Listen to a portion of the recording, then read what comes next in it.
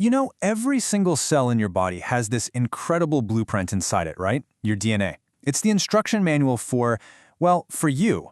But actually being able to read that manual perfectly, that's been one of the biggest challenges in medicine. Today, we're going to dive into how AI is finally teaching us to read our own code with a kind of accuracy we've never seen before, and how it's literally changing lives. So let's really think about this. Imagine your genome is the book of life, a book with 3 billion letters. Now, a single typo in that book, what scientists call a genetic variant, that can be the difference between being perfectly healthy and having a devastating disease. So the real problem in genomics has always been this. How in the world do you find that one critical typo? And, just as important, how do you find it fast enough to actually save a life? All right, so if we're going to find these typos, first things first, you need a reliable way to actually read the book, right? Well, that whole process has a name. It's called variant calling. Basically, we sequence a person's DNA, which chops it up into millions of tiny fragments.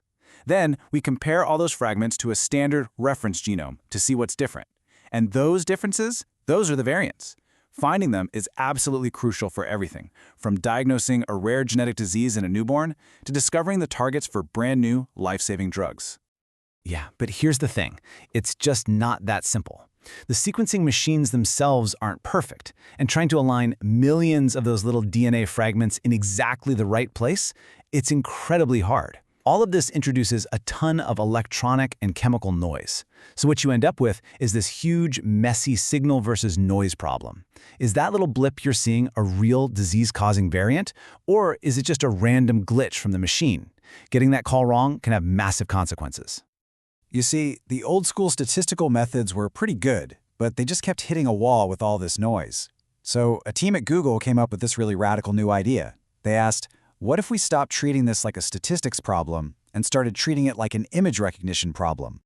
And that's how we got a tool called DeepVariant. And the core idea here was just genius. Instead of feeding a model a bunch of raw numbers, they figured out how to turn the aligned DNA data at any given spot into an image. They call it a pile-up image. It's a picture that visually represents all the evidence. This meant they could use the same kind of powerful deep learning models that are great at, say, identifying cats in photos to learn how to spot genetic variants. Okay, so take a look at this. It's actually pretty wild how it works. Think of it this way. Each row you see is one of those little DNA fragments we sequenced. The columns, that's all the different data about them, like the DNA letters themselves, how confident the machine was about that letter, how well it lined up with the reference, all of it. The AI learns to look at this whole picture all at once, just like a trained human expert would, to make a final call. And this is a perfect example of what the AI is actually seeing.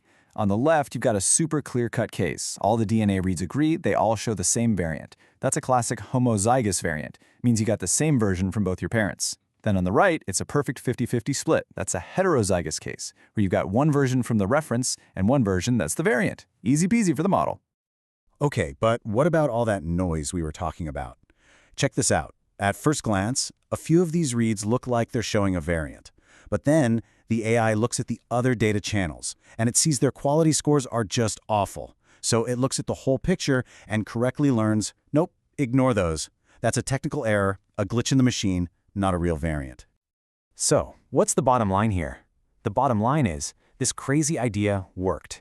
And it didn't just work. It worked incredibly well. DeepVariant just blew past the accuracy of all the older methods. And it wasn't just more accurate. Its confidence scores were way better calibrated. That means when DeepVariant says it's 99% sure something is real, it's actually truly 99% likely to be real. This was a huge, huge leap forward for the field. What's so cool is that this new AI approach wasn't just about solving an old problem. Nope. Its real power, its flexibility, was about to unlock a whole new generation of DNA sequencing tech. So for a long time, the gold standard was something called short-read sequencing. It gives you really accurate but teeny tiny snippets of DNA. But then this new technology, long-read sequencing, came along, and it offered huge advantages. We're talking reads that are thousands of letters long. So they can easily cross these really difficult, repetitive parts of our genome, where short reads just get completely lost. But there was a catch. The early versions had a different and often higher error rate, especially for little insertions or deletions. And this chart right here shows you exactly why that's such a big deal. In the easy parts of the genome, sure, both technologies do great. But in those really tough, repetitive neighborhoods, places like segmental duplications, the accuracy of short-read methods just plummets. But the long reads, because they can see the whole context, they stay incredibly accurate. They were the key to finally seeing the full picture.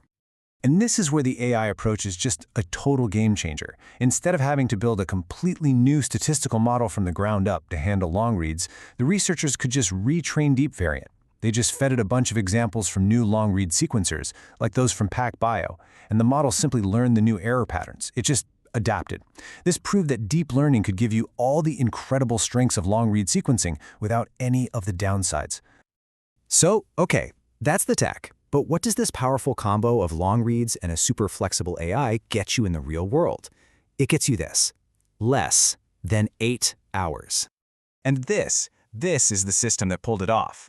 A team of researchers at Stanford and UC Santa Cruz built this amazing pipeline. They used long-read Oxford nanopore sequencers and a specialized workflow that included DeepVariant, and they were able to go from a patient's blood sample to a final genetic diagnosis in under 8 hours. That's a world record. And in a critical care unit, that's not just a number. That can be the difference between life and death. Okay, so we're getting incredibly good at reading one person's genome, right? Fast, accurate.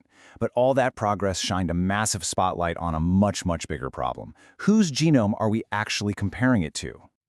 You see, for decades, the standard reference genome, the so-called normal we compare everyone against, was based on just a tiny handful of people, most of them with European ancestry. And as the Human Pangenome Reference Consortium puts it right here, that single reference is just insufficient to capture the extent of sequence diversity.